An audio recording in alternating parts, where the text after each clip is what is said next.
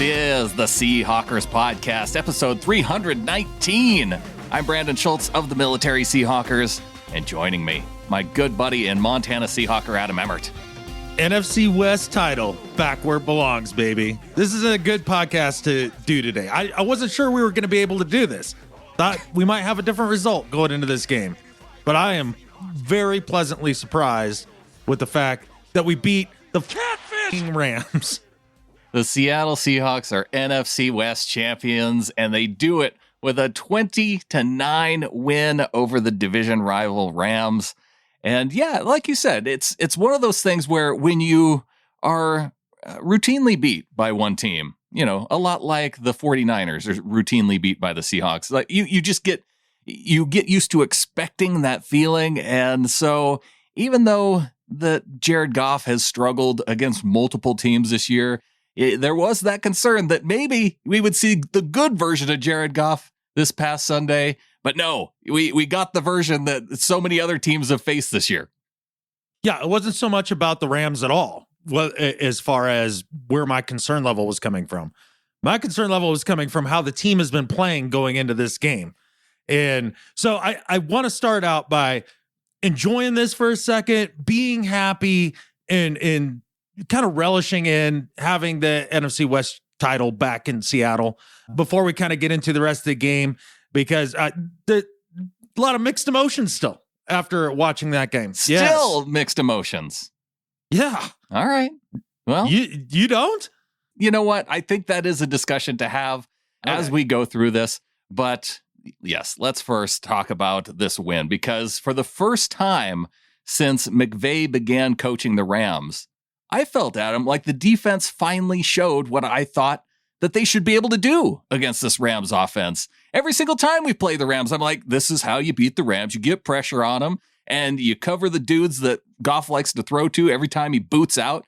And it just doesn't seem like it's that hard of an offense to defend. And yet, every single time they've played them, somehow the Rams pull things out. So that's kind of what I was getting to with my intro. But this time, the defense lived up and matched my expectations of what they should be able to do. Well, the cool part about this game is that the defense validated itself with its improvement over the last however many weeks you want to say, since the second half of the first Rams game, right? And we've all been kind of having that come to Jesus moment of, oh no, this defense is actually good now. And we're all kind of getting there at different times. But I think this is the game that we can all look at as a fan base, all of us 12s, and be like, all right, I believe in this defense. And it's playing up to the standards that you thought with the talent that's there that they could always play up to. And you're right. Finally, they took care of that Mickey Mouse, Sean McVay bull catfish.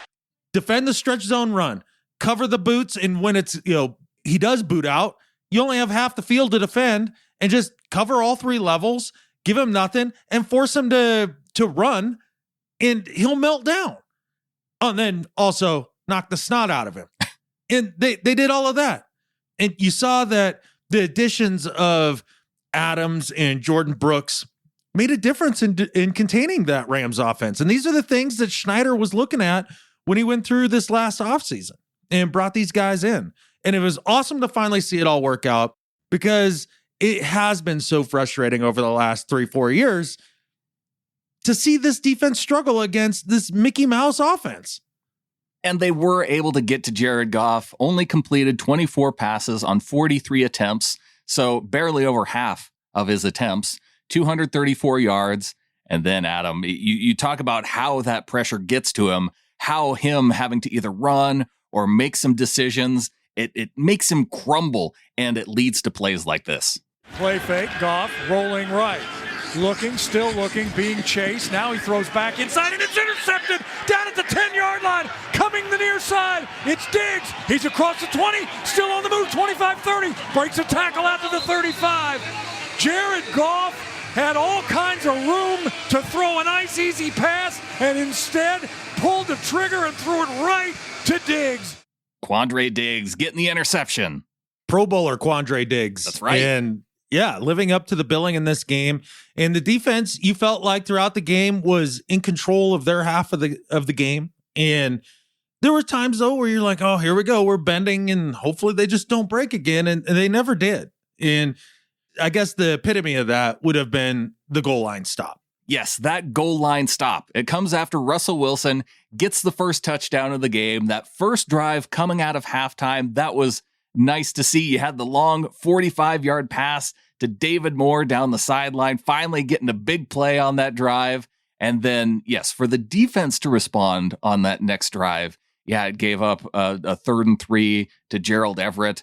And that was really the only third down that they gave up on that particular drive. So they were, cruising right along down to the goal line. But it was that 1st and 2. You see Jordan Brooks get the tackle for a loss on first down.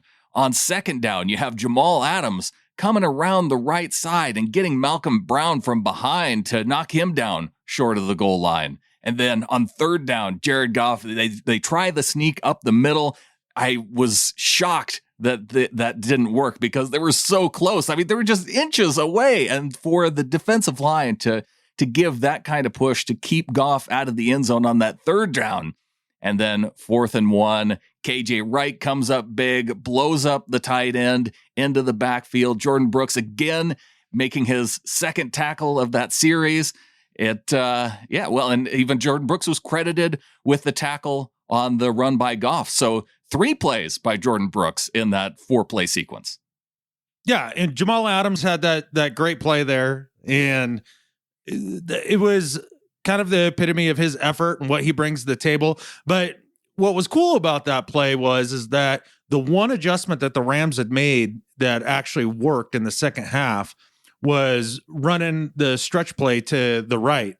And they were getting a couple tight ends to that side and either doubling or tripling KJ or whoever was on the edge and sealing them off hard and trying to make the corner come down to flow to take the edge away. And then they had one extra blocker to blow him out. And that was the one play that was working for him. Yeah, that play worked for him really well on that drive. Yeah. And Jamal Adams had enough of that bullshit. Catfish! And he came in and cleaned up the mess. And then the idea that the defense decided that not today, we're just not dealing with this crap today. I'm sick of these guys. We're keeping them out no matter what. You've heard them all say just a blade of grass is all they need. And that was cool. That was what the defensive old used to do, right? Well, this whole game, hold them to 9 points, make Goff look uncomfortable the whole time, and really make McVay look a little stupid. And that was so gratifying when the day was done. There's no doubt about it. And they kept us in the game and allowed the offense to do just enough to get us the win. Like I said, it's so freaking satisfying to beat them, get the NFC West title, and know that now the Rams might not even make the playoffs.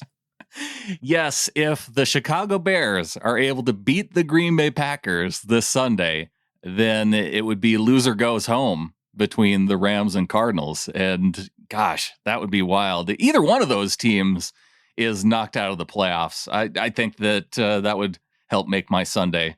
But we could talk a little bit more of that in the second half. Let's talk a little bit more about this Rams game. Jason Bonner comes in with an email, says, when the Seahawks and Lambs were coming back for the second half, Aaron Andrews on the broadcast said something along the lines of how McVay was so upset with how his team played and that they needed to get it going. Then she said how Pete said he was fine with the game and was comfortable with where they were at halftime. It occurred to me that regardless of how annoying and stressful these close, down-to-the-wire games can be for us fans, they don't stress out Pete, Russ, or seemingly the rest of the team. I think that calm mentality helped us win today and has helped us win lots of other games over the years. It may not be the style that a lot of us want, myself included, but I'll take the wins any day, and I'm fine with Pete winning his way. Go Hawks from Jason. Yeah, Jason sums that up pretty good. And they are. This team, the core of this team anyways, is very used to Pete ball. And it's clear, and especially listening to Pete in the last few press conferences, that after Russ had that 4-game stretch of turnovers, he was just like, enough of this. We're not playing this way anymore. I can't stand it. We're not doing it. And we're doing it my way. And one of the things I wanted to say today going into this show was let's give Ken Norton some credit because we all were just dumping on him at the beginning of the season. Oh, yeah. And now he's got this very much turned around. But then I started thinking about it and was like, does he? Was it him? I don't think it is. This feels like Pete. I think you can give credit to both. Okay, cool. All right, we'll give credit to both. And then on offensively, they're definitely playing Pete's style of football, being very conservative, not taking shots. And you see Russ on almost every drop back, holding the ball, double clutching. He double clutched so many times in this game where you'd see him start to pull the ball back to let it go. Nope, don't take that risk. And he was always waiting until he could see it wide open instead of anticipating things. It is Pete ball. Don't turn the ball over, play conservative on offense, play good defense, and, win tight games. It is frustrating because I feel like we should be able to have our cake and eat it too here. Why can't we have both? You want both the things. Yeah, I want them to play good offense and good defense at the same freaking time. Is it too much to ask for? Well, we almost saw Russell early on in this game where he probably should have double clutched it, almost throw an interception when he was trying to throw to Tyler Lockett on 3rd and 5, and Darius Williams almost stepped in front of one. That was his first throw of the game, was it not? It was. They ran on the first 2 downs with Chris Carson. They had a short 3rd and 5, and he nearly throws a pick. Yeah, and then not only that, but they ran that same play when they were pinned back on the 1 on like the 2nd or 3rd down. I don't remember which it was. Yeah. And clearly the Rams had watched tape on that play, and they knew that was Russ's hot receiver, and they tried, almost damn near jumped it again. But from there on out, Russ was accurate, kept us on schedule for the most part. 3rd down was tough. I would like to talk about 3rd down defensively and offensively, because defensively, especially in the first half, it was so freaking frustrating to give up 3rd down after 3rd down. And not only that, but it's 3rd and 11. They give up 11 and a half yards. It's 3rd and 4. They give up 5 yards. It's 3rd and 6, and they give up 6.25 yards. Like, they'd always just give up just enough for the Rams to get their freaking first downs. Right. And it was always Cooper Kupp. And nobody seemed to kind of key in on that in the whole first half. Well, there was that, and there were some downs. You go to that first 3rd and 11 where it's on the 2nd drive for the Rams for the day, and they have a 3rd and 6, and then they get a delay of game. So then it's 3rd and 11. And what do? They drop back 8 guys into coverage rather than trying to get after Goff. And that was the frustrating thing to me, is that how to get Goff messed up. You get pressure on him, and yeah, there is a certain type of pressure by dropping 8 guys into the zones and trying to give him smaller windows to throw to. But I feel like the pressure that really gets him off his mark is when you start sending extra guys or just winning with your front 4. And you're not going to win with just 3. No, you're not going to win with just 3. And look, as much as I hate Jared Goff as a football player, I'm sure he's a fine person, but sports hate the guy. We saw some toughness from him in this game. Cool. That was another one of those, like, Troy Aikman catfishing all over Jared Goff's toughness. Like, good Lord. We'll get to the broadcast team in a little bit, because it was there were interesting choices all day. But as far as Goff goes and the pressure, if you only rush 3 and he can hit his back foot and be on time, that whole lanky motion of his all comes together, and he can throw through tight windows. He can find that guy that beats coverage after 4 or 5 seconds of running around, right? And a guy's going to beat coverage after 4 or 5 seconds. Well, and nobody had to beat anybody the way that they dropped back into defense. They just had 5 guys standing on the first down line, and then you had Rams receivers, kind of stacked up in between those. And as soon as Goff started to break out on that particular play, Rasheem Green, who had dropped, he then starts rushing Goff to try and get after him, because the line had kind of broken down and opened up a hole. And then so as soon as that happened, then he had 2 guys to choose from, where he just had to drive the ball in between relatively tight windows, but it was doable, and we saw him make it with Kupp. Yeah, exactly. And that's kind of what I was getting at. Now, if you can get him off of his spot and start making him make decisions on the run, his whole motion, everything about the way he throws the football looks like an unfolding lawn chair. Right. Like he looks like it did on that interception. He was just trying to do a little loft pass to Robert Woods on that play, and he overthrew him by a mile right to Quandre Diggs. Right. He looks like a baby giraffe when he runs too. I mean, it's so awkward. It was hilarious to see the Seahawks finally on those boots be like, okay, we're just covering the receivers. The 3 receivers in the 3 zones, and run it. Yeah. Go for it. Try it. Do it. I dare you. And he pooped his pants about every time. It was great. He did get a couple short yardage runs. Gains. Yeah. But it wasn't, he wasn't picking up first downs routinely or anything like that. No, he can't. It's a huge limitation in his game. And the Rams are screwed with that contract because he is not the type of quarterback that you're going to be able to win with over the next 5 years. It's just not the way the NFL works anymore. Yeah. Well, so we talked a little bit about that third down defense, especially on that second drive where they end up getting the 44-yard field goal. On their other drive, I think they gave up 1 3rd and 4, so that one wasn't so bad. I guess the one with the interception, they gave up, no, I think it was just 1 3rd and 3 on that drive. Mm-hmm. But that was the drive where you had Ryan Neal roughing the punter, which extended that drive. So luckily, Diggs able to bail out Neal there by getting the interception. Otherwise, if they're able to drive down and get a touchdown on that drive when you should have had him off the field on 3rd and 7, that would have been frustrating. Look, I'd get on Ryan Neal's case, but he knew it immediately. It's not like he was like, "What do you mean? What do you mean I can't do that?" Like he was trying to dive and block it. And he tried it, and that's what happens sometimes when you're going for it, because it is really hard to make that just the right angle to try and block and not run into the punter. Right. He just bounced wrong off the ground. It's tough. That's the way it goes sometimes.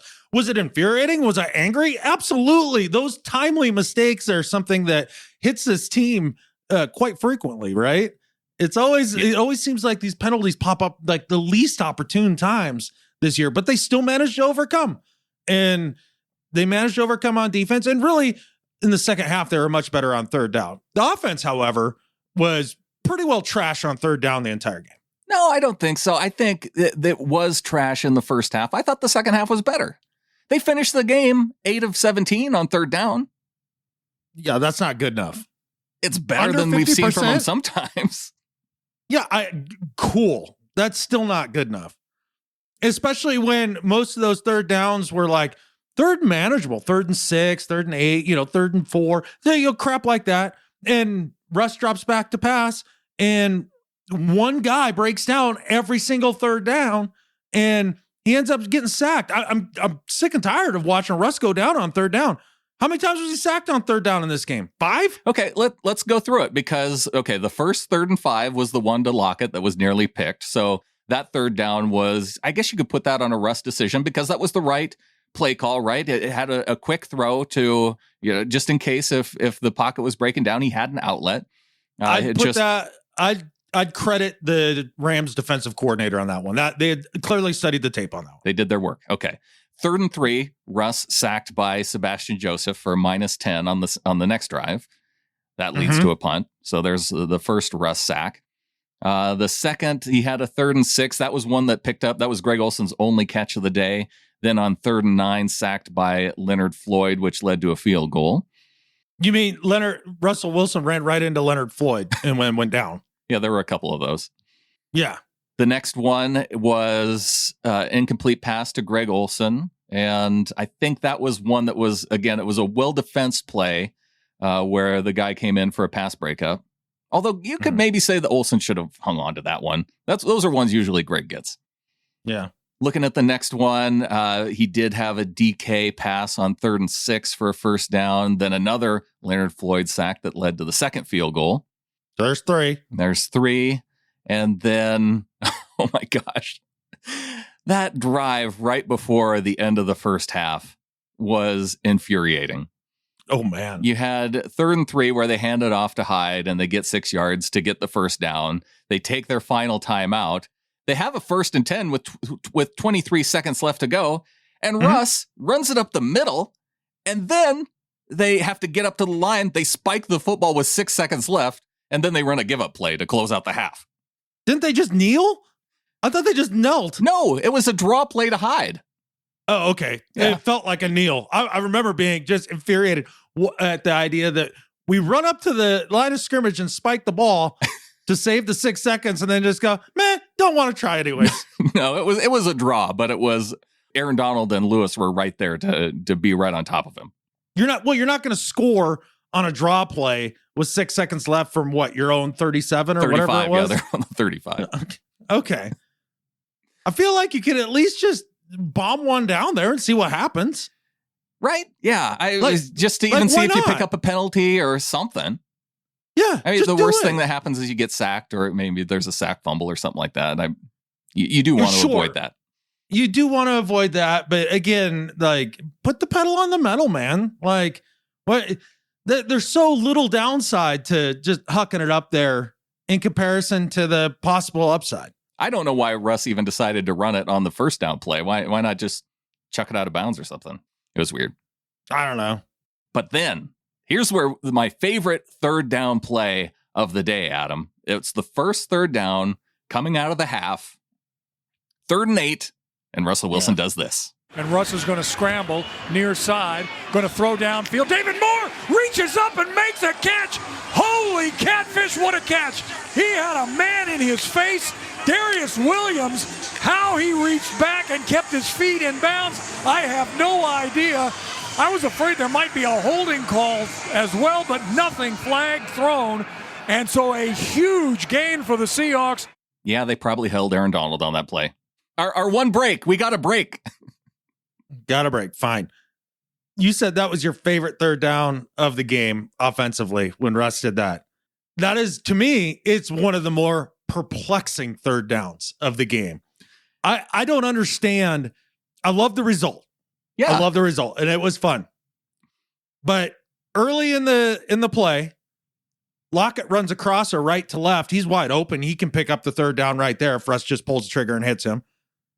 But doesn't. Then he breaks the pocket to the right. Has nothing but green grass. He could have ran it for 20 yards. Yeah, he could have ran for the first down. That's a surefire first down, but doesn't do that. Instead, on the run, rolling to his right, he decides to loft it up to David Moore, who's covered pretty well on a, I'll say 50-50 is being generous, jump ball. And that was the decision out of those 3 options. That's what you choose? Yeah, I like the result. I like the result, but I don't understand the thought process there. I don't get it. This is where I'm having a problem with the offense in the way Russ is playing. On the times where it feels like it's obvious to take the risk in the shot, he won't do it. But then on the times when it's like, wait a second, this is the time you don't need to take that risk at all and just keep the drive alive. And even have a big play if he just runs it. It's still a big play. And I think that you're right to crush him on this because if Moore does not catch that football, we would absolutely be crushing him for it, right? So yes. You want to do it either way, especially when he was 0 for 3. He should have hit Hollister, even though the I do not put that one on Russ. The linebacker made a good play Russ, to hit Hollister right at about 6-7 yards. Right when he's trying to make his turn to cut up field, and it delays him half a tick. Yeah. But with the way Russ threw the ball, that makes it so that there's no way that's going to be complete. Because he threw it on a rope. Exactly. If he'd put a little more air under it, because there was room between the corner and the safety there where he could have taken some off of that, and he still could have hit Hollister. Hollister that would have given Hollister a little extra room for an adjustment. Yes, and time to get there. Yeah. Because he got knocked off his spot. Or time to come back to it if he hadn't got knocked. Right. So that's maybe like 50% Russ's fault on that one. Okay. And then I guess while we're talking deep balls, the 0 for 3 in the first half, the second one was a deep shot to DK down the right side. And that one was coming as the pocket was breaking down. You had a Buehi, just getting pushed back into Russ. And you had Aaron Donald, who gave a ridiculous swim move to Simmons that put Simmons face down on the turf.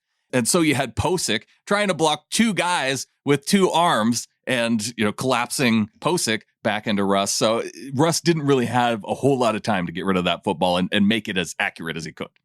Exactly.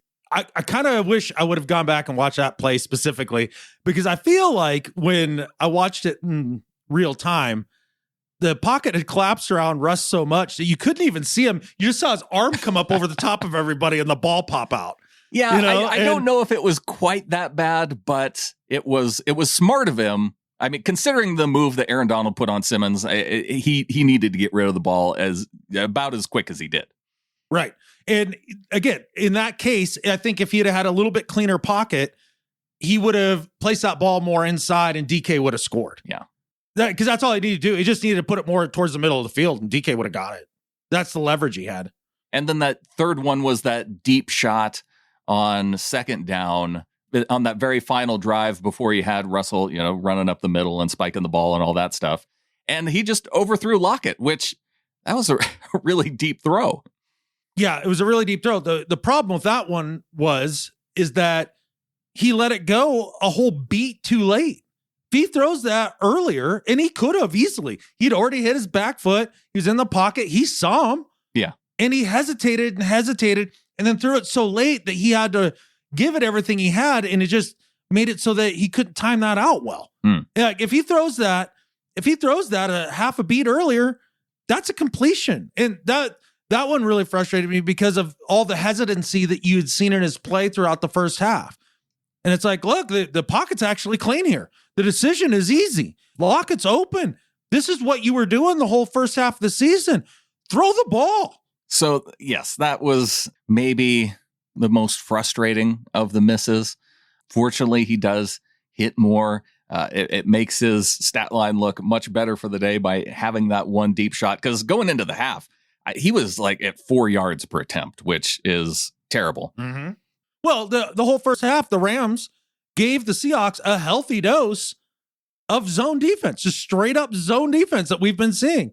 And they went right to the same game plan that they've had the last few weeks.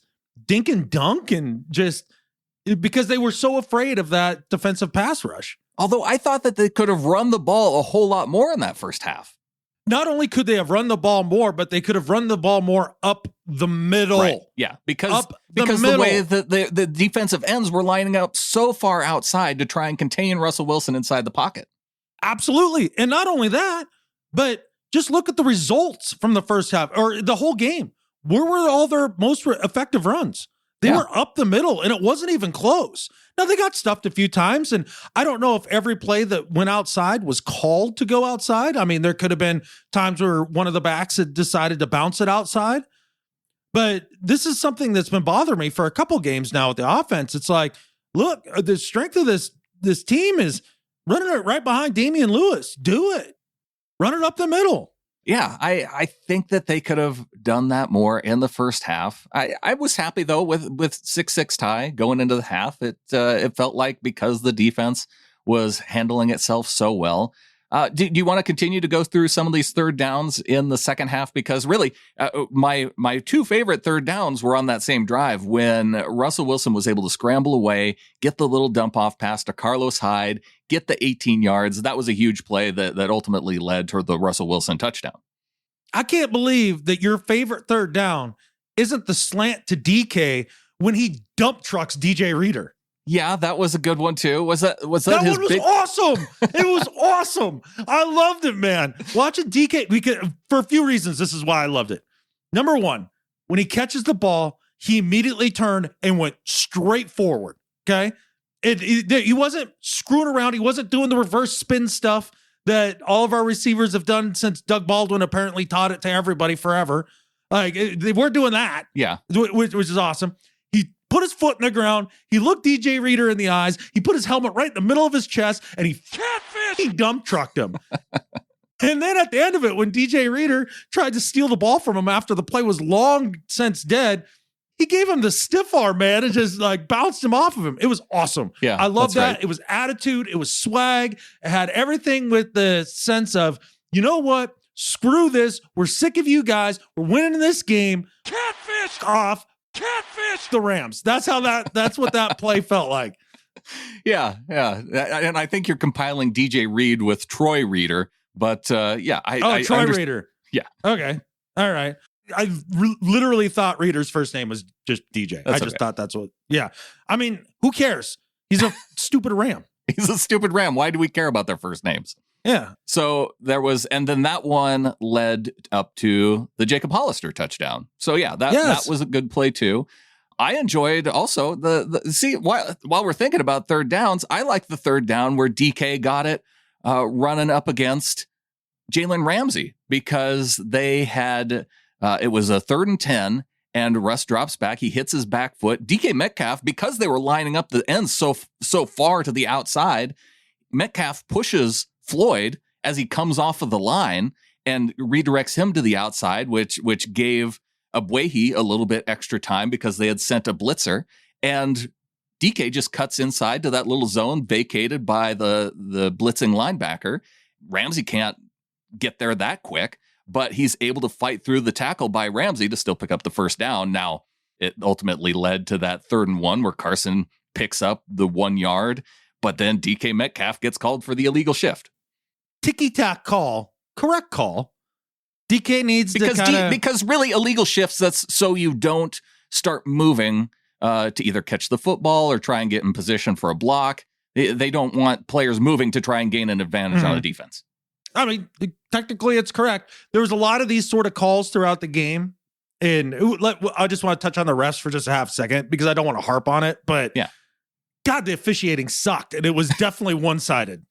And because there was a lot of calls that maybe technically were correct, but you just don't see called very often. Like because it has to work in LA. I got that feeling too. I'm gonna save officiating for later in the show. Oh, okay. I didn't know that that's where that would come up. But yeah, that was frustrating. DK with the untimely penalty. Just when you think they're going to kind of put their foot on the throat of the Rams. Eventually they did. They score on that final drive. And it was just the sense of relief and satisfaction was so large. I was so happy. And I think this might be the end of Jared Goff's time with the Rams. Ooh. Yeah. You think we ended Garoppolo's time in the 49ers and Jared Goff's time with the Rams in the same year? Mm-hmm. Yeah. Next year it'll be Kyler. Well, we'll clean house, but yeah, I think this could be the last that you see of Jared Goff as the starter for the Los Angeles Rams.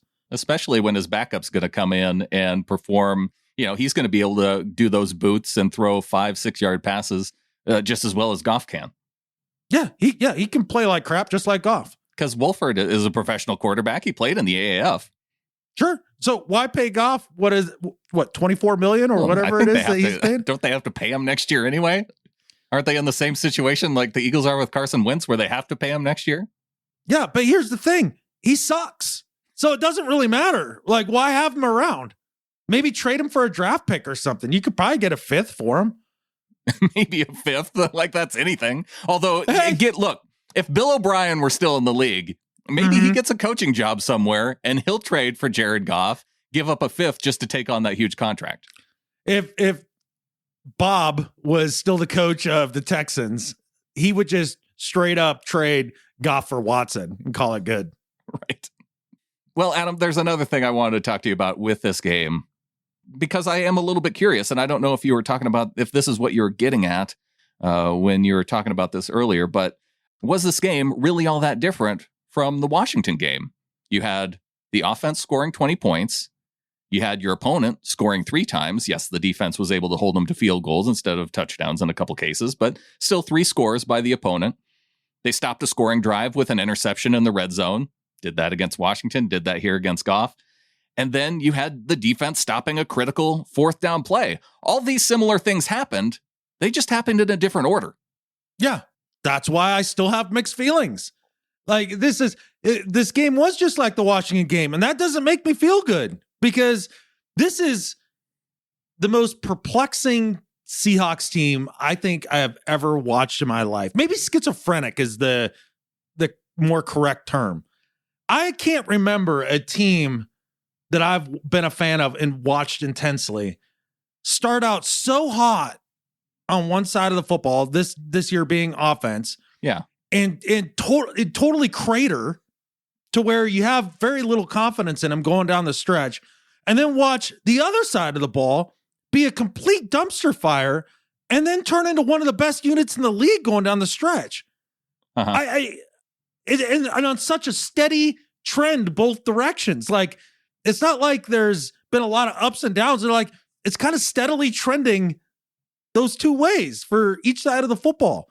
And it's so maddening to just be like, look, I just wanted the defense to play up to the potential of the talent on there early in the year. Now they're doing it. Cool. Thanks for that. Then I just wanted the offense to keep playing up to the potential of the talent that they have going down the stretch. And they haven't. Like, why?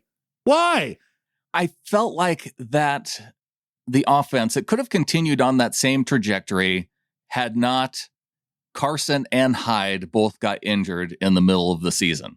I don't They've think been back for weeks. Oh, I know. And I think that they could do those similar things on offense that they did early on in the season. Now, because those guys are why back, aren't they doing it? I don't know. Because that's how Pete likes to play. Why does Russ look like he can't make a decision for his life? Last week, you said that was because of Pete. And I think you have to put a little bit of the blame on Russ, don't you? Maybe. I don't know. But so that was my crap on the offense part of the podcast real quick. Uh-huh. Let me give you the other side of the coin, the other way that I'm feeling about this. This offense is just fine. This is actually going to be totally fine when the playoffs arrive. I mean, think about it. They steamrolled the Jets after, putting up a stinker against the Giants, right? They look like the offense of old and all that. And then they play probably the two best defensive lines in all of football back to back. Right. Which really that matchup is a nightmare for them when you think about the overall weaknesses of the Seahawks team. They're probably their biggest weakness right now is offensive line. And it's either that or pass rush, right? And they kind of have pass rush figured out a little bit. They've had one of the best pass rushing teams since the middle of the season. Right. So I think that kind of puts me at a place where I would say the weakest link right now is offensive line with Shell being out and Upati being out. So they go up against two really good defenses that are well coached. I mean, Ron Rivera's a good coach. Jack of the River's a good coach. The Rams have been a good defense for a couple years now. They're loaded with talent. I mean, they're the number one defense in the league. And yet the offense found a way to not turn it over and put up enough points to cover the defense's back and get big time wins. Maybe this offense will be just fine going to the playoffs because guess who they're not going to see again? The Rams or the Washington football team. They might see the Rams. No, they won't. They might. It could work out. We might see the Rams in the first round of the playoffs. No, I don't think that's all that possible. You don't think that they can beat Arizona with no Kyler Murray? Kyler's going to play. Is he? Yeah. So you think the Cardinals being in the playoffs is a lock? Well, I mean, I think the Cardinals win that game. I think there's a solid chance that the Rams don't even make it. And even if the Rams make it, the way the seeding all shakes out, we might not even see them until round 2. They might work out that way. Yeah. And are they really winning a playoff game with Wolford as their quarterback? I doubt it. Maybe Goff makes it back. What I'm trying to say is that was a cherry on top game of this season because we beat the Rams. It's the last time we'll have to see them this year. We're not going to see them again. We're not going to see the Washington football team again. So really the rest of the defenses in this league, this offense could look closer to what they did against the Jets than they did against the last two opponents. So do you not want to see the Bears then, since they have a pretty good defensive line? I don't want to see the Bears because I just don't like the Bears. I don't like their brand of ball. I don't like their city. I don't know. I've never been to Chicago, but I don't know. I don't like the Bears. They're a boring franchise to me. I kind of want to see the Bears because it means that they've beaten the Packers in week 17. And that's the only reason.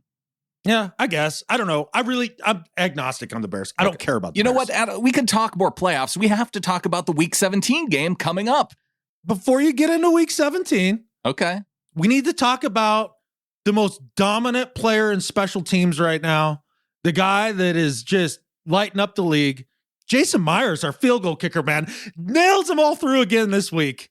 I thought you were going to say Michael Dixon. He was nailing his punts. Every single one of them was inside the 20, except for the one where they were way backed up. And then they should have gotten the turnover on that play. The Rams caught a break there because our dudes were on top of the football, and yet they awarded the ball to the Rams. Yeah, well, okay, that's a whole nother thing. Again, that was that ref situation. But Dixon shanked at least one punt this year. 0 shanks for Myers. Zero he's shanks. He's the most dominant special teams player in all of football right now. Yeah, and yet not in the Pro Bowl. Yeah, snubbed. Okay, now you can go on to week 17. Okay. The Seahawks, they're closing out the season, Adam, the regular season, taking on their newest division rival, the Glendale Salas. How long did you work on that one? I had that one written maybe this morning. Okay, all right. It started to get me there after watching the Niners play the Cardinals because, holy smokes, Robert Saleh on that broadcast, it was like every other shot was the reaction shot of the sideline. Yeah. Well, I mean, they really want to get him a head coaching job this year. It was a lot like the telecast with the Rams game, man. I would bet if you went back and you actually tracked it, the amount of time they showed close-ups or sideline shots or anything like that of the Rams, and then that of the Seahawks, I'd be willing to wager it's probably 4-1. They had that many shots of the Rams sideline? Oh my God. And they would not stop talking about the Rams. And the Rams, like, one of the things that was making me so angry, catfish. They even had that stupid Christmas cartoon at the beginning of the game of the Rams maybe making the playoffs, something. Like, going into this game, the story should have been, if the Seahawks win today, they clinch the NFC West. No. The story of the game was, and all they could talk about was, if the Rams win this game, they're still in the running for the NFC West and for the playoffs as well. Yeah. That was it. That's all they talked about. I think they mentioned once that we could, if we won the game, we'd win the NFC West. Well, fortunately, it doesn't matter. The Seahawks, they locked up the division, and now they could potentially lock up a number 2 seed, a number 1 seed, depending on what happens with the Saints or with the Packers. So I do like the idea, and hearing from Pete this week, I do like the idea of staying in that mode, keeping the players, not saying, okay, well, we're just fine with the 3rd seed, so let's rest players going into this game. No, I want them to continue this momentum that they're kind of building over the last few weeks. Yeah, if you have a shot, go for it. That's keeping your foot on the pedal and getting after it. And yes, I think they should do it. Now, we're all going to sit here and cross our fingers and hold our breath and hope that there's no injuries. I mean, that's what we're going to do. Especially now that they're playing in Arizona instead of Santa Clara. And that's the weirdest thing, isn't it? That there's only one team that's been displaced from their home. And it's because of their local county government. It's not even the state of California. Yeah, and I think it's the will of the people of the county that Santa Clara is in, whatever county that is. I think they've just rejected their team. They're like, we just don't want you in here anymore. You're gross. Right. Go away. Yeah. Fewer people here, the better, including our home football team. Especially that team. Just gross. Go away. I've had enough of you. It's a team that Russell Wilson is 13-4 against over the years, and a team that even Kyle Shanahan against the Seahawks is 2-5. So, that's one of the weirdest things to me, going back to the Rams offense, where it seems like the defense struggles. And yet Kyle Shanahan, I mean, this is kind of Shanahan's offense that McVay runs too. So why is Kyle Shanahan 2-5 against the Seahawks, and yet McVay is like 5-3? I don't know. Shanahan is very, how would I put it? I don't know what to think of Kyle Shanahan, right? I hear all the time about what a genius he is. And then I see him roll out his offense sometimes, and I'm like, that is creative. They do creative run stuff. That's kind of fun. He is pretty smart. And then yet the results of him being a head coach feels like the ultimate boom or bust coach. To the Super Bowl or dumpster fire. Well, I mean, to be fair to him, who of his quarterbacks been? Don't be fair to him. He's had Matt Ryan and Jimmy G. If you paired like a real quarterback with him, he'd probably be really good. You think? Maybe? I don't know. We'll see. Once is a coincidence, twice is a trend.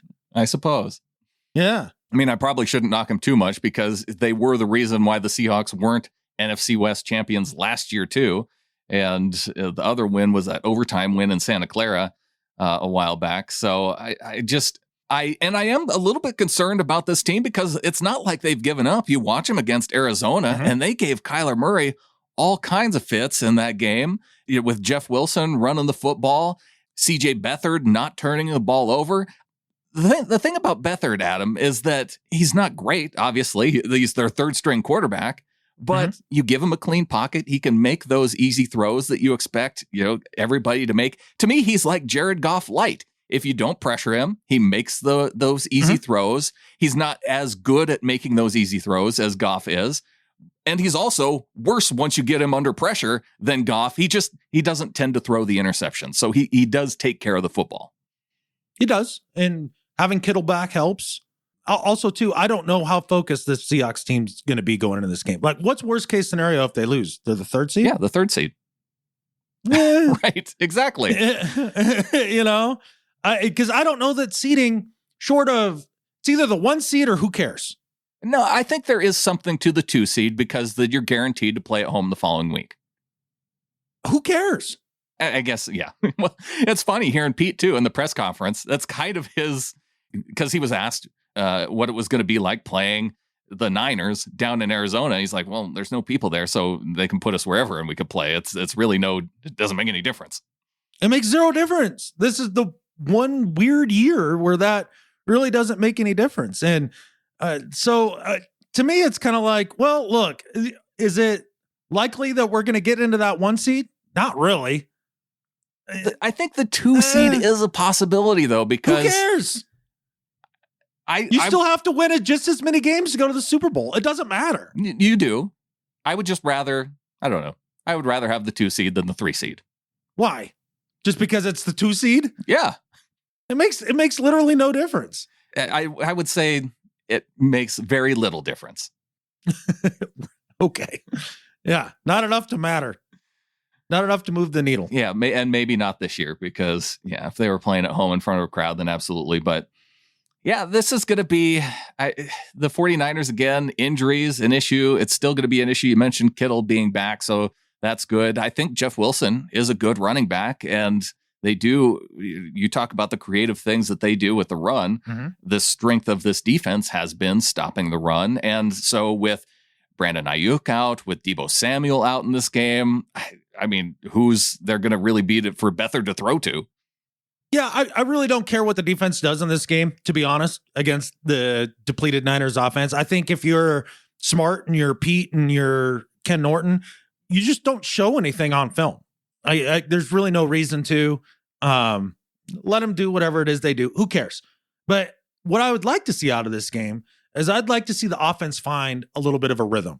Yeah. And the passing game find its rhythm. I'd like to see Brandon Schill back in the lineup, get tuned up and ready for the playoffs, and just kind of see them find some consistency and give you a spark and make you feel good about it. Because I think if they come in and do perform against this Niners defense and put up 30 points or so, then you got to have a lot of confidence going into the playoffs. And I think that matters a lot more than what seed you are at this point. Well, the other thing then that you have to be concerned about is you talked about where they are mentally. You have to be concerned about, can they match the physicality that the 49ers have shown that they can bring? It's something you saw them be extremely physical against the Cardinals. So if they don't have a ton to play for, can this offense match the 49ers defensive physicality? Yes. They can. They've done it. Or you want to see that? Yes, they can. Okay. And they will. They've done it once this year already. It's just when we're talking about injuries and trying to, not show a lot, or if you play not to get hurt, I feel like you're putting yourself in danger against this team. Right. Yeah. No, offensively, I don't want them to take their foot off the pedal at all. Like I want them to go out there and establish their dominance. Once again, feel good about what they're doing and their concepts and having a rhythm and playing with tempo and Russ being in a groove. Like that I would like to see that.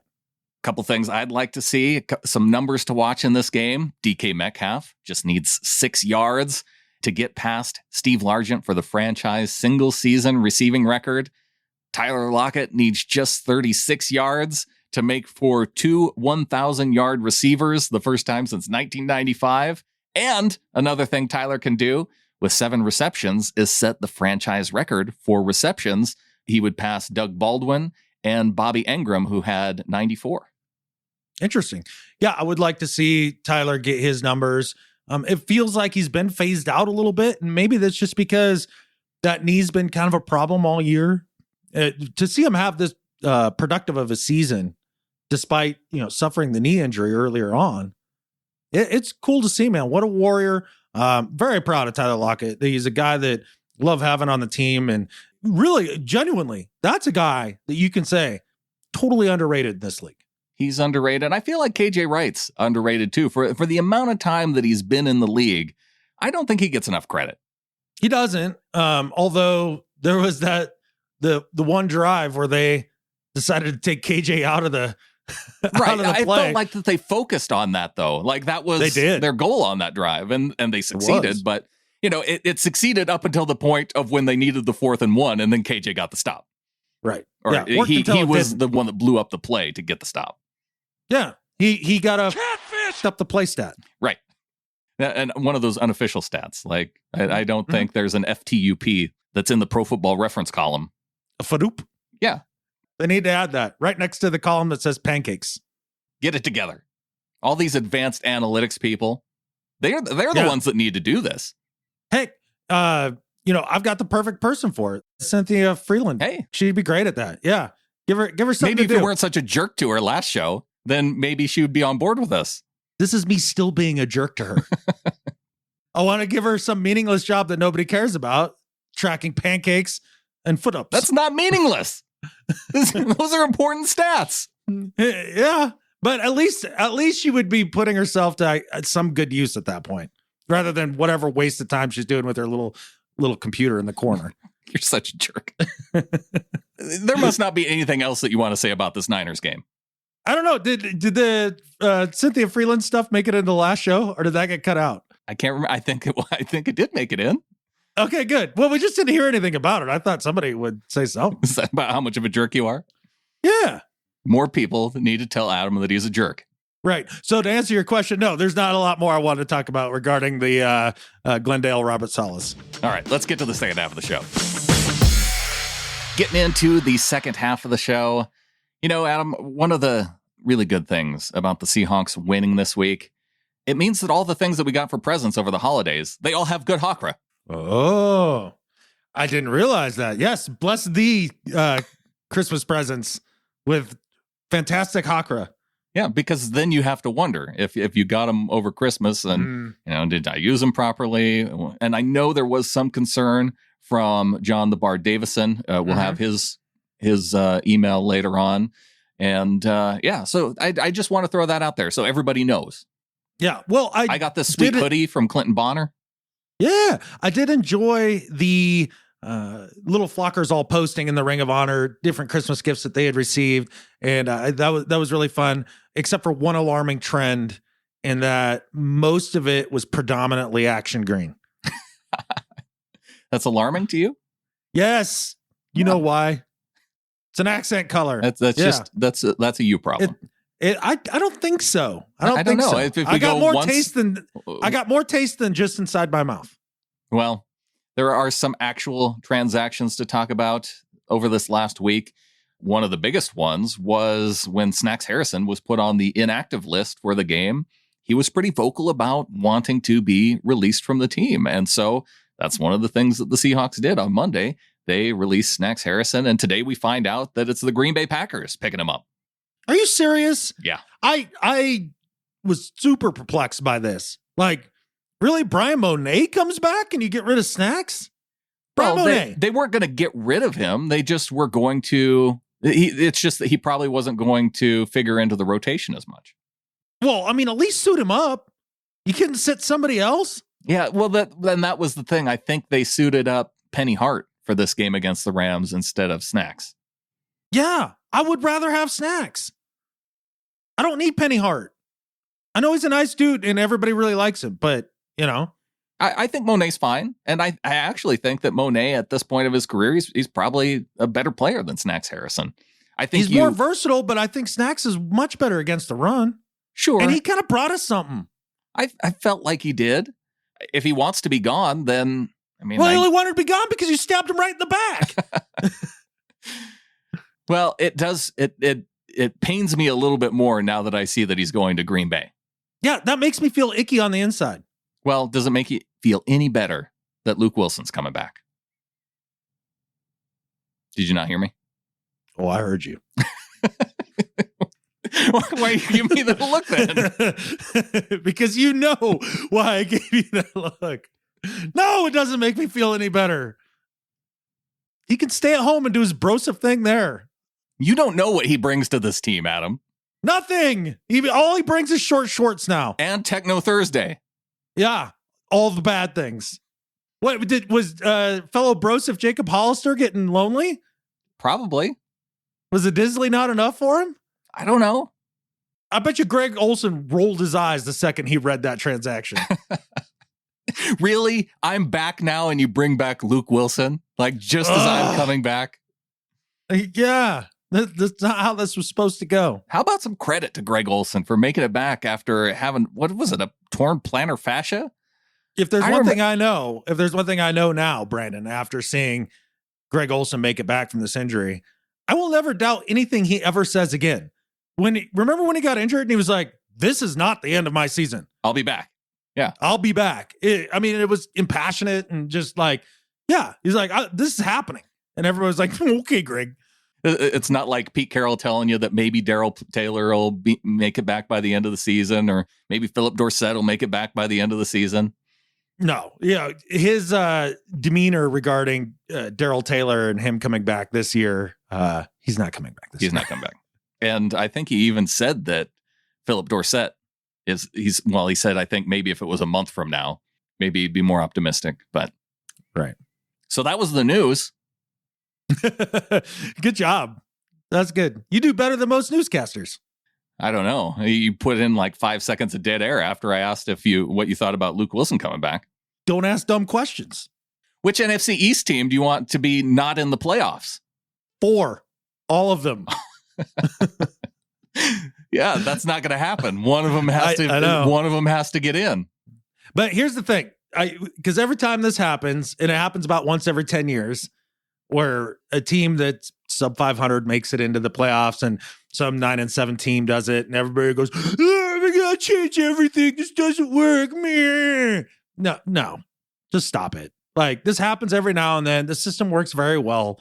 Knock it off. What else? It's an East Coast team, so you aren't going to hear that crying this year. No, somebody will. But yeah. Look, I think it's probably going to be the Eagles who make it. No, they're the one team that's been Are they eliminated? This is how closely I follow the NFC East. I thought they all had literally the one team. You could have mentioned any other team, and the one team that you pick is the one that's been eliminated. I didn't know the Cowboys were still in the league. I thought for sure they were eliminated. Yeah. I haven't been following the NFC East standings. Well, you don't really need to, because yes, it was the Eagles that lost last week and they fell to 4-10. They got beat by the Cowboys 37-17. Otherwise, yes, they probably would be in the picture for this week. I can say for certain the team that I don't want to see is the Cowboys. Too many weapons? No, I just hate them. No. I hate that franchise. I think Jerry Jones is a scumbag. Their fan base stinks. You wouldn't want to face them in the playoffs and just beat them down? I don't care if we face them in the playoffs. I just don't want to see them in the playoffs. I don't want to see any sort of gratification come to that franchise at all. So you'd be okay seeing the defensive line from Washington again? Sure. Okay.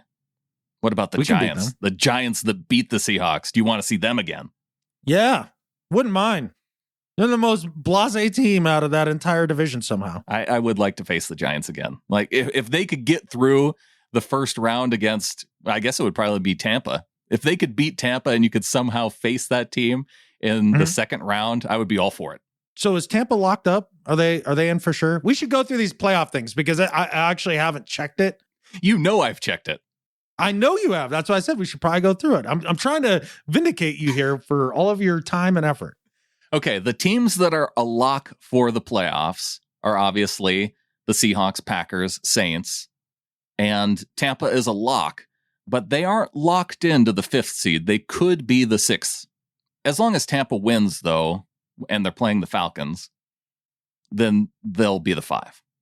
Okay. That's not a guarantee. I know. Well, although the Falcons, they're in every game. They just can't find a way to win. Well, the problem is that they're in the game, but Tom Brady is in their head. Is in the Falcons' head? Yes. I don't know. Are any of those dudes left? It doesn't matter. It kind of... I think everybody from the 28-3 game is gone now. Yeah, well, they have this new beatdown that they get to deal with. Well, the Falcons almost beat them just 2 weeks ago. That's one of the weird things about the way the schedule worked. These two teams just faced in week 15, and now here they are in week 17. Mm-hmm. This time it's in Tampa. So, yeah, Tampa's in. I feel pretty comfortable saying that they're going to face the winner of the NFC East. Okay.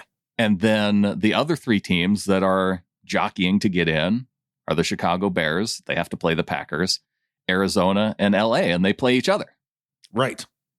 Is there anything you need to know about the combinations? Like if this happens, because one of the things that I did work out is that Seattle gets the 2 seed if they win and either the Packers or the Saints lose. Mm-hmm. Or if both of them lose, then they get the number 1 seed. But right. They could land in that number 2 seed. They would play the 7th seed if that's the case. And yeah, then they would get the home game the next week, which would be huge if Chicago can beat the Packers. This is why I think it makes a big difference in terms of seeding. If Chicago can beat the Packers, they get in. And then if, all the teams that are supposed to win the next week actually win, then Seattle would have the Packers at home. And so you say it doesn't matter where they play, but I would rather that Seahawks-Packers game be in Seattle rather than Lambeau, fans or not. Yeah, weather-wise, maybe. Yeah. So don't tell me it doesn't matter where they play. Yeah, I guess that's probably the only stadium where it matters just because of the weather. I'll give you that. But overall, it doesn't much matter because you're going to have to win 3 games and you're going to have to beat the Packers along the way. Probably. So whenever it is that you get them, wherever it is that you get them, you got to get it done. I mean, the Packers, they could end up losing in the first round if they lose to the Bears. I don't know what to make of that team. The Packers? Yes. I think they're good. Aaron Rodgers is having a good year. He's having a good year, but they're a one-trick pony. Triple Devontae Adams, and their defense is whatever. So why hasn't any other team been able to triple Devontae Adams? No freaking clue. Where Aaron Rodgers is going to throw the football, and yet Devontae Adams has huge week after huge week. Yeah.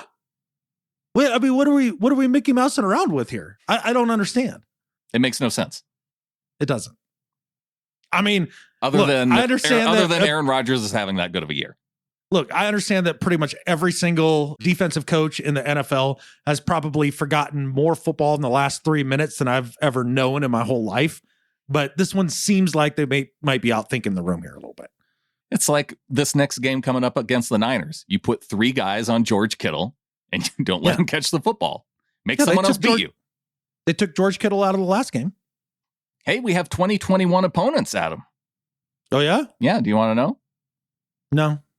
We got an offseason to go over that stuff. All right. Save some stuff for the offseason, man. It's news. We're in the news section of the show. Right. You don't have to report all the news. Now people are going to be sitting there. They're going to have, instead of jumping to your keyboard, here's the schedule. No. Make people actually earn their work here. Make them do it. I'm going to put it in the show notes. That way they don't have to go very far. I want them to bootstrap themselves up and find out the 2021 opponents on their own. Bootstraps. It's not a time for bootstraps. We need to be helping people. This is a time for giving. The holidays are over. Let it go. Still got New Year's. Yeah. Probably the most important holiday this year, right? Of 2020. The end of the year. Yeah. Closing it out. Yeah. Well, before the break, Adam, you asked me if I cut out one of the things that you mentioned in a previous show. Mm-hmm. And the reason why you asked me that, there are things that I look for to cut out every single week. One, it's the least compelling conversation because I had to think about it. Last week, I did cut something out, and it was our conversation about Brian Schottenheimer going to the Texans and coaching Deshaun Watson. This isn't a Texans podcast. I cut most of that out. Oh, well, that's good. That was better for everybody. Yeah. And then number two is whatever you say that will get the show canceled. That's the second thing. And to be fair, I don't think you have to do that very often. It's true. Maybe 1 in 3 shows. You know what? I may never have to do it because we have our members of the flock. If they're paying to support the show and they get into this exchange knowing you, then, they get what they get. They get what they get. Now, the other thing is, too, is like, if we were to be quote unquote canceled, like really all that means is that we'd get lots of angry comments from the interweb, right? But we could still just put out the show if we wanted. Well, I think it would mean that people were so fed up that they're like, I'm canceling my Patreon subscription to you guys. Oh, yeah. No, see, I don't think the little flockers would do that for about anything, for the most part. For the most part. And we have new ones coming on each week. This week, we have Eric Kaltschmidt coming in at 12:12. He says, hey, guys, Eric from Kalispell, Montana here. Hey.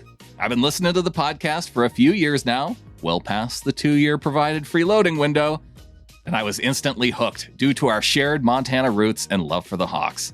The freeloading wasn't hard initially, but each day it weighed on my soul a little more. This year, I entered the Pick'em League on my freeloading status, and the guilt continued to weigh heavier yet. I finally couldn't take it anymore when my first place finish in Week 12 was announced by Brandon. So I'm officially paying my dues and part of the flock, and it sure feels good. Maybe this added boost of Hawkra will finally push Russell Wilson and the Hawks to defeat the Rams and earn their first NFC West divisional championship. Merry Christmas and Happy New Year, and go Hawks! Eric and Kalispell, a.k.a. Still Dangerous. Well, go Hawks, Eric, a fellow Cali kid. That's pretty cool. Yeah. Does he come by your house yet? No, not yet. No? Okay. I was just up there like yesterday, too. I know. You could have come by my house and didn't. Well, no. I could have come by Eric's house, though, and like done a drive-by snowballing or something. Oh, that's true. I may have just thrown a snowball at his house, yelled go Hawks, and drove away real fast. It'd have been fun. Did Eric win that week of Pick'em? I'm going to have to go back and look because I went through and did all the prizes, and I don't remember him coming up in Week 12. I don't know. Well, he says he did. You better send him something. I guess I better now that we got his 12-12. Yeah, it's a dangerous precedent that's set, though. Like, now you can just write it in the show and be like, I won. Give me something. I announced I win. Now give me my prize. Yeah. All right. It's kind of fun that way. All right, yeah. Eric, I will send you something. Gosh. Well, you better. He's a winner. He told you so. Oh, you know what? It was Eric with a K that won Week 12. Oh, well, he spells his name with a K, too. See, this is very confusing. Yeah, might be the same Eric, even. No, it's not, because that Eric has not been a long-term freeloader, and he's been with us since show number 1. Oh, okay. Well, see, I'm not looking at it, so I don't know. Well, you know Eric. Well, I know Eric, but now you've got all sorts of Erics. You got K's and C's and people from over here and people who won and didn't. Okay, Speece is Speece, and then now we have new Eric from Kalispell. All right, there we go. That totally lines everything out for me. Well, see, there we go. We got this sorted out. Eric from Kalispell getting a prize. It's settled. Who knew that all the Erics would be more confusing than all the Brandons? I'm going to make this equal opportunity. Anybody from Kalispell who joins at 12 and above will get a prize. There we go. Okay. Bridget Pronovos coming in at $145.44. She's upping from the $3 a month to the $12.12 a month for the annual pledge. So thanks to Bridget for the raise. That's awesome. Really appreciate that, Bridget. It's fun having her in the Discord. That was a good time. Yeah, now she's in the Ring of Honor too. Yeah. Henrik Will also coming in with a raise and editing his pledge up to €5. Whoa. Yeah. See, everybody overseas, I think, well, not everybody, at least people in UK and in Europe, they can switch their pledges over to their actual currency now. So some people doing that. Appreciate it. Yeah, no, that is pretty sweet. Again, I would take gold. Pounds of gold. Pounds of gold. So big thanks to our new member of the flock, Eric, and thanks for the raises from everybody. GetInTheFlock.com. Also, thanks to our executive producers, Dustin Mock and Brian Shaw. And a new executive producer this week, I'm putting him in this group as well, Young Choi, because the patches showed up, Adam. We got a full box of patches now. That's awesome. People love their patches. And now we have what is the word? Is it triumvirate of executive producers? How about a Triforce? Ooh, the Triforce of it. I like that better. That has a ring. And Young's the guy to complete that. I feel that strongly. We've completed the Triforce. The Triforce is strong. Now we're going into the postseason. And Young's just going to be an executive producer for the next month because of his support for the show, bringing the patches in. Yeah. All right, we got a pick'em update. DKO won this week. Pepper. This is the West Coast Pepper. See, we got East Coast Pepper. We got West Coast Pepper. This is the West Coast Pepper. I have to differentiate so there's no confusion. 14 picks correct. Yeah, it's funny. I would not have guessed that Pepper would be one of the names that we'd have Eric-type problems with. No, probably not. Yeah. This is how you know the show is just exploding, because we're all the way down to Pepper being a common name for the show. Right. Yeah. Well, that's awesome. Yeah. Well, congratulations to West Coast Pepper. It was West Coast Pepper, right? That ended up with the... Yeah. Good job by you. And he picked everyone correctly except for Cleveland over the Jets. I think everybody missed that one. And then he only missed the Washington game. So big run of picks, getting 14 right. Pretty awesome. Like, I think a lot of people were surprised by the Jets pick, obviously. And if you were a Jets fan, is that just like one more kick in the balls? Yeah. Now you're not going to get Nordic Jesus as your quarterback. Most likely not. I mean, I guess it could still happen, because I think there's 3 good quarterbacks that everybody's got pegged for the top 3 this year. Yeah. Do you know Chris Larkham from high school? Was that somebody that you know? He was a year younger than us. Oh, okay. Well, he's a buddy of mine. He's the only Jets fan I know. And I think when it comes time to like draft coverage and everything, he's a character. Yeah. I think we should bring him on. Okay. And just, I think it'd be fun, because that literally is the worst team to be a fan of, I'm pretty sure. I think they've supplanted the Browns. Yeah, well, somebody has to be that team. Yeah. Shoot, our Seahawks were that team for the early 90s. I don't know. Who else was it? Yeah, there were the Cardinals. Well, or the Chargers were pretty bad. Yeah. Patriots were pretty bad for a while. Yeah. Yeah, maybe it wasn't us. No, it wasn't. You know what? I don't think the Seahawks have ever had the number 1 overall pick, actually. I think the Rick Meyer pick was the highest pick apart from the inaugural season. Yeah. Because I think the Bucs got the 1 overall in the 76 season. That's correct. And then, it was the Rick Meyer pick was the other. Yeah. Yeah. Well, there we go. Look at that, Brandon. We've never been the suckiest. Knock on the wood. Knock on the wood. But we're not going to be this year. No. Yeah. But it could be coming. So you got to be careful. Well, I mean, if they play football for another million years, it's pretty much statistically likely. No, never going to happen. The Seahawks are going to be the one team that avoids it. Okay, cool. Yeah. I'm on board. One team hanging on to the top spot in the pick'em, Christian, and I don't know if I can say your team name without getting us canceled. So 168 points for you, Christian, in Norway. Hey, Christian, how does it feel to be selectively edited? Now you know how Adam feels. Yeah, that's how I feel about every other week. We got Collier Greens at number 2. That's Dan Weinholtz with 166 points, along with Jonathan Burkholder and Once More Into the Breach, which is Mark. So those guys fighting it out for the top spot over these next few weeks through the playoffs. Keep getting your picks in. And somebody needs to jump ahead of Dan so Dan's not engraving his own champion knife. Although that would be kind of cool too, because he's been supporting the show and making that prize for all these years. Well, it's a little like Eric just declaring himself a winner. Like if you carve out your own championship knife, if you engrave your own knife, that's pretty cool. I like that move. It's a power move. Just do it now, Dan. Like call your shot now. It's like getting the Super Bowl 55 tattoo right now. Yeah, Babe Ruth-ish. Start pointing to the stands and carve your name on that knife. Moving on. Let's get to some trivia from Jeremy, Adam. Okay. What's up, guys? The question from last week was, name the Seahawks' top 5 career rushing leaders. And you all were both correct that Shaun Alexander is first. He's first by a mile, actually. He has over 9,000 yards, which is crazy considering his career as a Seahawk was only, I think, 7 years. And next up, you all both said Marshawn, but that is incorrect. The second place is interesting because the second place career rusher is only 1 yard ahead of the third place career rusher, and neither of them are Marshawn Lynch. So Alexander's first with 9,400 yards. Second is Chris Warren with 6,706. Third is Kurt Warner with 6,705. Fourth is Marshawn at 6,381. And then fifth, you all both said was Russell, but that is incorrect. John Williams, Brandon had mentioned, was next. And Brandon, like you said, he has almost as many receiving yards as rushing yards. He's only off by 400 yards. He has 4,500 rushing yards. Russell is sixth currently.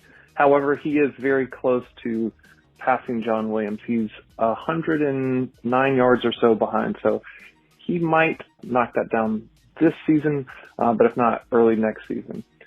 Anyways, the question for next week, I've got some bigger ones in the works, but, busy here with the holiday season. So my question this week is kind of a brief one, but it's playoff bound since the Seahawks qualify for the playoffs.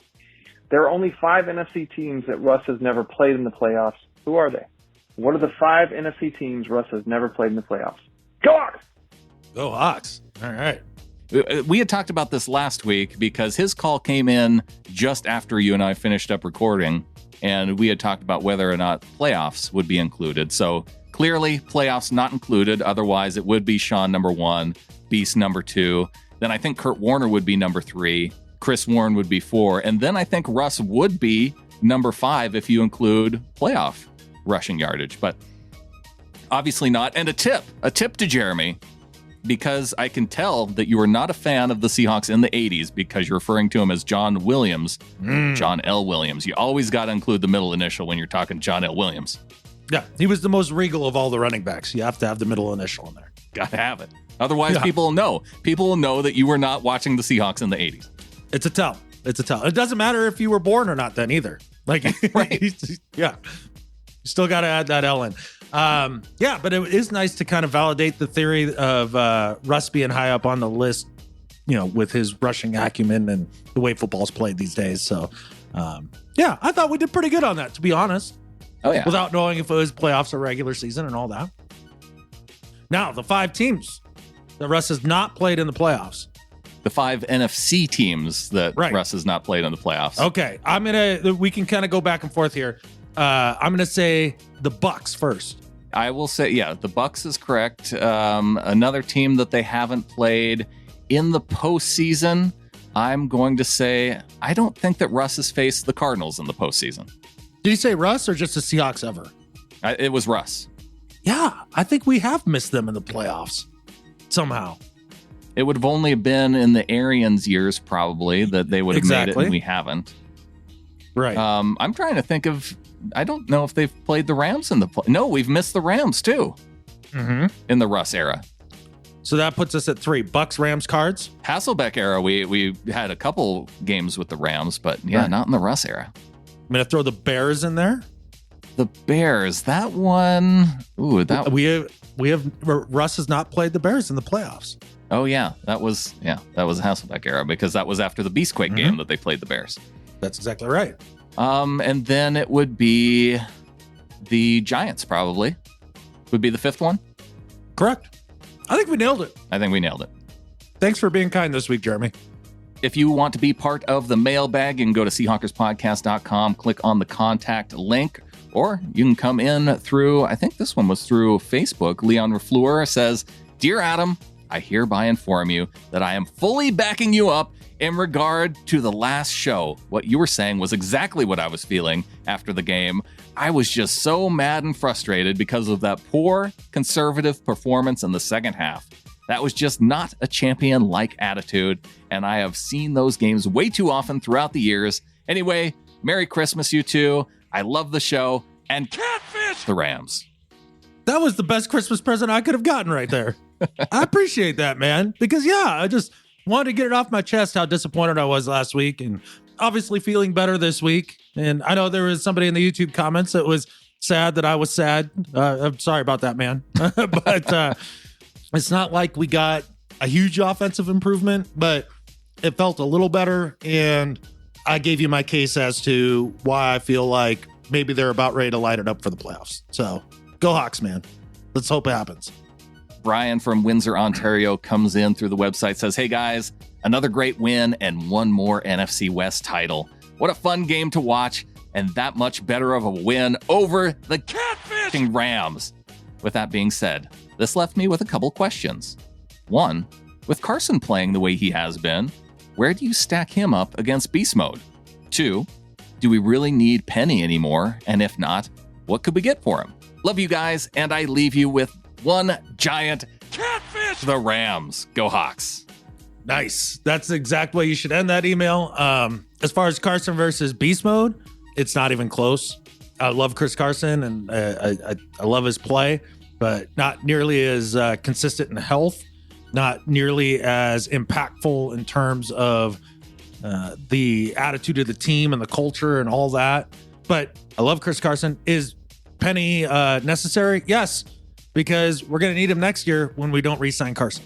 So I wonder if they do re-sign Carson. It's all about the numbers, of course. But, I mean, if he's looking for a big deal, ain't happening. I wonder with his injury history if he's going to get the kind of big deal that would draw him away to another team. We talk about this all the time. And Paul Richardson's a great example of this. Why would another team actually pony up big money for him? Blah, blah, blah, blah. His injury history, all that. They did, right? Yeah. And they did. Somebody's going to do it. There's going to be some dumbass GM out there that, gives Carson a Zeke Elliott type contract. Well, the thing that I'm at least getting the sense of from Pete Carroll and the team is that they would not be willing to go there. Right. I'm happy to at least be getting that sense. Now, if he got a contract that was, I don't know, whatever under Kamara and under who are all the other running backs that got paid? Zeke, Kamara, Gurley. I think those were kind of and David Johnson. I can't believe that name popped into my head. Those four guys. Yeah, I thought there was one more back that got paid here recently too, but yeah. Well, Melvin Gordon got paid a little. Oh man, if they got him for Melvin Gordon money, I'd be stoked. Yeah, that'd be amazing. They have to pay him more than Melvin Gordon money. That if it's between those, then I think that's probably where you say, okay. So where we landed here was somewhere between Melvin Gordon and the other guy that you can't think of his name. Right, that guy. I think there would be some people upset that if he got 9 or 10 mil a year. I would hope a little less than that because of the my injuries. Concern, and not only that, but I don't know where the cap's going the next few years. Yeah, that's true. Okay. That seems really up in the air with all the Corona stuff and the economy and no fans and that owners. Might be tough. You're right. He's probably gone. And so we need Penny next year. Yeah. All right, Adam. Well, I'm doing something a little bit different this week because I normally read John's email in an English accent. Yeah. I have a fancy new program that translates John's email into a dude with a British accent. This is going to be fun. Hi fellas and a happy new year. Well, it will be, now that we have won the division. The win against the Rams gave me less stress than the one against the football team. It is a much different side to the one, say, 6 weeks ago as the defense have decided to play. I have to give a mention to DJ Reed and LJ Collier as they have impressed me, but I have to give a shout out to Jamal Adams who is running all over the place like a wrecking ball as well. We had the Rams game live last night, so it was a late night, an early morning actually, but was well worth it. I watched the game in my Christmas present, which was a fabulous gift from Greg and Lisa Carlson in the shape of a number 14 Metcalf shirt, so a massive shout out to them too. I am claiming that the good game from DK was all down to my shirt except for the penalty when he wasn't set.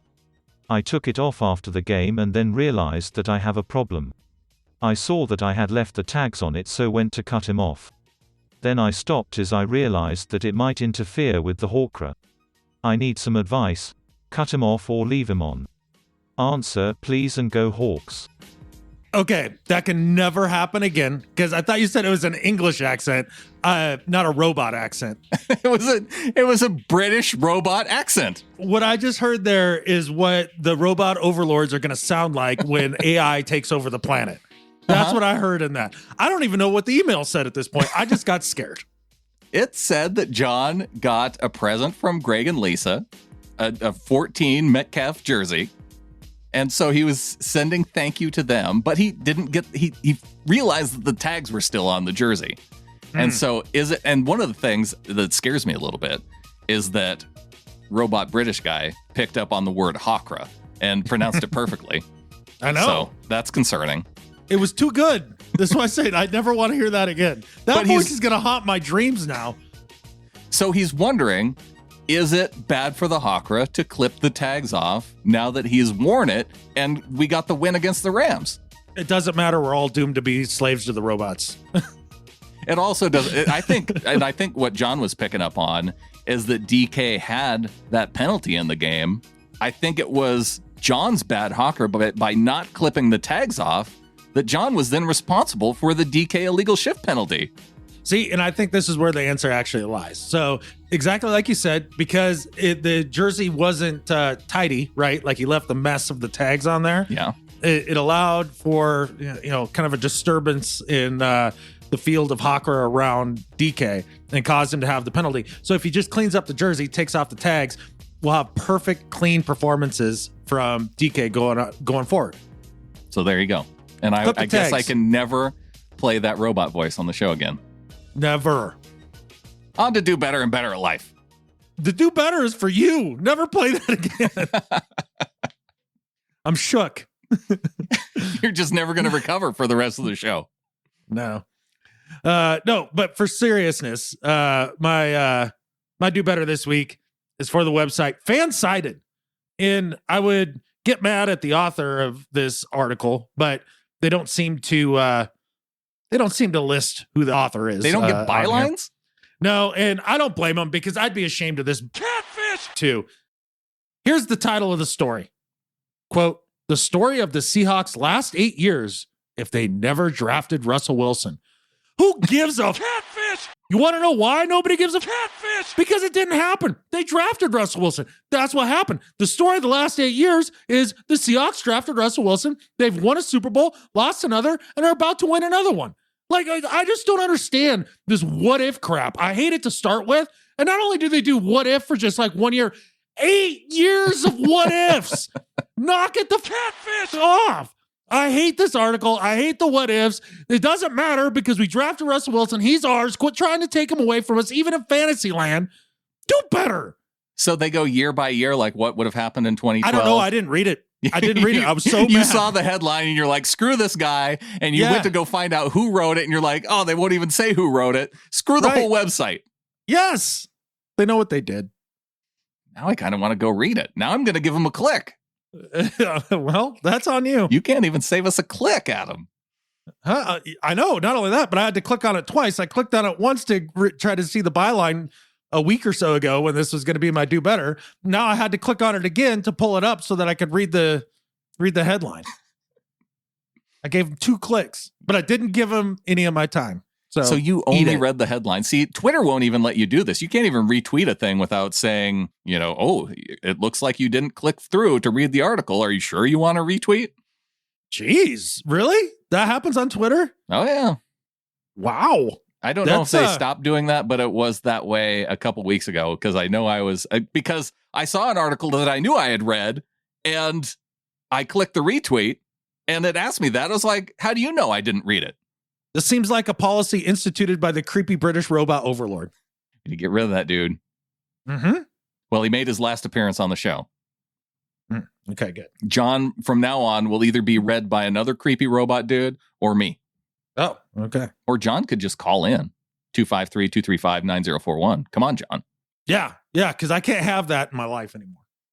I can't take you doing the impersonation though. I do enjoy that. Okay. But I know that's a lot of work for you. And so whatever you want to do. takes a little bit out of me every single time. It does. My do better this week, it comes with an assist from Jake, one of our members of the flock. He comes in with an email, says, "Hey fellas, food for thought. The head ref for Sunday's game against the Rams was also the head ref during the Rams versus Saints NFC Championship a couple years ago. A few questionable calls and spots throughout the game. I seem to remember a player, quote unquote, giving himself up as he rolled out of his dive and set the ball down all in one motion. Maybe it's just a coincidence, but it seems like Bill Vinovich might be the NFL's we need the LA to work guy. Here's to hanging a new banner. Go Hawks," from Jake. Go Hawks, Jake. And I want to say he also has LA ties. Like either he lives there currently or lived there at some point or something like that. I think this came up in the Saints matchup, right? That he had some kind of LA tie. Yeah. So, yeah, it's disturbing that he brought it up, and it's still disturbing to me days after this officiating call, the one that was made on Sunday, and he referenced it, the giving himself up call. I went back at him, and I watched as Josh Reynolds made that catch and rolled on the ground as part of the process of making the catch. He's not touched. There was no whistle. He rolls to his feet and puts the ball on the ground. What's another term for putting the ball on the ground? A freaking fumble. We all know what he was trying to do, but the way he did it, that was a mental error by the receiver.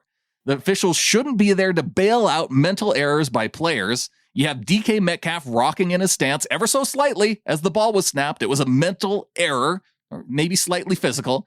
There was no advantage to be gained, but the officials chose to throw the flag there. So technically the correct call, we mentioned that before, but they could have given him the benefit of the doubt the way that they gave Reynolds the benefit of the doubt. So, Adam, I want to bring a few pieces of evidence into this discussion just to show that we're not complete homers with this particular call. One, we won. Look, I don't even need the evidence because I saw it with my eyes, and we can go through the evidence. I want to, but I saw it with my eyes. And that wasn't giving yourself up. Giving yourself up is like when a quarterback slides, or I've seen a running back go down on purpose before the goal line not to score because of clock management things. Or it's obvious when somebody gives themselves up. Yeah, they take a knee or they slide. That wasn't giving yourself up. That was making the catch and then just dropping the ball for no reason. That's a fumble. You're right. Yes, he was spotting the ball for the refs, but let's go to the rule book. Is spotting the ball for the refs considered downing the football? No, it says in Rule 7, Section 2, Article 1, Part 4, an official shall declare the ball dead and the down ended when a runner declares himself down by, let's go to number 2 first because it wasn't this, sliding feet first on the ground. When a runner slides feet first, the ball is dead the instant he touches the ground with anything other than his hands or his feet. So we know it wasn't that because he didn't slide to the ground. The other act that declares the ball dead is falling to the ground, or kneeling, or clearly making no immediate effort to advance. So he wasn't falling to the ground to declare himself down. He was completing the process of the catch. Because if falling to the ground during the catch is giving yourself up, then no receiver could ever get up and advance the football without being touched. Exactly. It wasn't kneeling because, he wasn't kneeling. Yeah, he stood up and put it on the ground. What he should have done was kneel as he placed the football. That would have been the right way to do it. So it leaves us with the officials saying that he clearly made no immediate effort to advance the football. So how clear was it? One, it wasn't clear enough to blow the whistle. If they would have blown the whistle, then the play would have been over. It wasn't clear enough to Coach McVay because he had to run out onto the field and take a 15-yard penalty to make his case with the refs. And 3, it certainly wasn't clear enough to the Rams' own home radio announcers, J.B. Long and Maurice Jones-Drew. Goff on 3rd and 2. Steps up and deals middle. Low throw going to the ground to make the catch. It's Reynolds. No. He was not touched down by contact. He left it behind him to be spotted, and it's going to go down as a fumble recovery for the Seahawks to end the game. Wow. And there's an injury on the field. He is definitely not touched. He put the ball down to be spotted. He was already between the hash marks. He was trying to get into hurry-up mode. Was he touched there? Bobby Wagner, clip him on the helmet. I don't think so. I don't think there's a a bailout call to be made here. Yeah, they already had one earlier. Yeah. Oh, not even close. Yeah. He wasn't touched. I think what happened. The runner gave himself up. After the play was over, unsportsmanlike conduct, offensive bench. It'll be 1st and 10 after the 15-yard penalty. Wow. Wow, they're saying he gave himself up? Yeah. Okay. I'll take it. I don't agree with it, but I'll take it. So there you go. The Rams' own home radio crew saying that the Seahawks got screwed by the call. So for Bill Vinovich, stop making calls that are so clearly and obviously benefiting the Rams, covering up for mental mistakes by a player who made a clear mistake, and do better.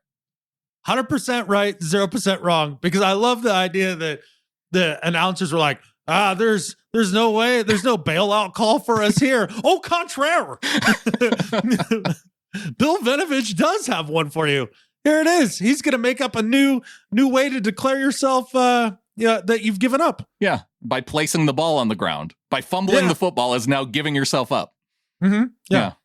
If you willfully fumble the football, you have now given up on the play. That's what the rule should state. Well, that would explain the Jared Goff fumble then earlier. That he gave up before he got to the goal line. Right. And my other favorite part was when Pete Carroll was asked about it on his 710 interview on Monday. Michael Bumpus incorrectly identified the player as being Robert Woods. And Pete's answer was, Robert was a Trojan. He wouldn't have done that. Right? Yeah. Because it was a bonehead play. It was a fumble. Yeah. But whatever. But he got bailed out. Fortunately, it did not come in a loss. It came in a win. So that play will never be talked about until it's actually in a consequential game. And then it'll make for some new rule to where the Rams are actually able to do that. But even with the cheating refs, the Rams still couldn't beat us. Even with that. Yeah. On to Better at Life. And I'm going to continue here because my Better at Life this week is for the Titans. And apparently they had a player, Will Compton. His haircut was so bad that the Titans decided to add Compton to the injury report, saying that his Shelby-style haircut, which is a reference apparently to some TV show from the 1900s, his haircut was so bad that the social media team for the Titans put Compton down on the injury report as doubtful because of a bad haircut. So I thought that was funny. Titans social media team, better at life than Skip Bayless. What is also funny is that was about this close to being my better at life this week because I thought that was also hilarious. Yeah. Bad haircuts that will land you in the Skip Bayless slot every single time. Yeah. The doubtful for bad haircut. I like it. Funny stuff, man. My better at life than Skip Bayless this week is for the entire Seattle Seahawks organization.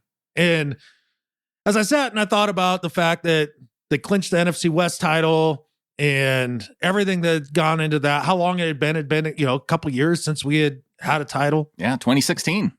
Yeah. And to do it over the Rams, and then not only that, but to overcome everything that they've had to overcome this season, listening to Russell Wilson's press conference and, kind of reflect back on everything they've had to deal with this year in how difficult of a year it's been off the field, whether it's social issues or Corona or you name it, right? I mean, go down the list. This year has been a challenge, and they've knocked it out of the park to this point in the season with the Corona stuff. I mean, I think they're the only team to not have a player miss time because of the vid to this point. Yeah, Brian Monet was on the list for having a close contact. And other than that, no positive tests. Yeah, I think that is amazing. It really is outstanding. And then also, too, for Pete and John to do the things that they've done. I mean, give John credit for going out and getting Dunlap and bringing in Jamal Adams. And then give Pete a ton of credit, too, for some of the things that we criticize him about, right? Like some of his philosophy about ball and things like that. Sure, that's all fine and dandy. But as far as a motivator, as far as a culture builder, as far as a family maker, I mean, he's amazing. I mean, listen to Jamal Adams talk this week in all his interviews about what he's encountered here in Seattle and how unique it is, and former players and current players. Like, it really is a testament to the way that he motivates and pulls guys together. And this season is a great example of it. All the distractions, all the hardships, and then to come away with the NFC West title, to have a shot at the 1 seed going into the last week of the year, and yet another playoff berth during the Russell Wilson era. The entire Seattle Seahawks organization, better at life than Skip Bayless. Yeah. NFC West title, and they get it done. And Adam, that was one of the things that I was looking at, just how many years, because it's felt like a long drought of not having an NFC West title. and that it's been only 3 years. So I went back and looked at it, and you look at the other teams in the division. The 49ers went 13 years between NFC West titles. The Cardinals, they didn't even have a title in the NFC West until Bruce Arians got them one. And then every single time, they've had like 5 or 6 years in between. So they're one of the fewest. And then the Rams, it was like they've had a stretch of 8 years. So yeah, what are we complaining about? Three long years without an NFC West title. Right. It's almost like being a Broncos fan and complaining about not having a franchise quarterback, right? Right. Like you've had one for basically the last 40 years, right? Going back to Elway. Yeah, it is funny. I did count it up the other day, and I don't remember what the actual total was, but I think the other three, the 4 racket teams, they combined have 2 more NFC West titles than we do since we entered the division in 2002. In 2002, yeah. Yeah. So, what are we complaining about? I'm not. I said better at life than Skip Bayless to the entire Seattle Seahawks organization. Super stoked about this NFC West title. Super stoked to be going into the playoffs. It's been a tumultuous year. This is our last podcast of this year, but I'm grateful for it. And with that, there's only one thing left to say. Go Hawks. Go Hawks.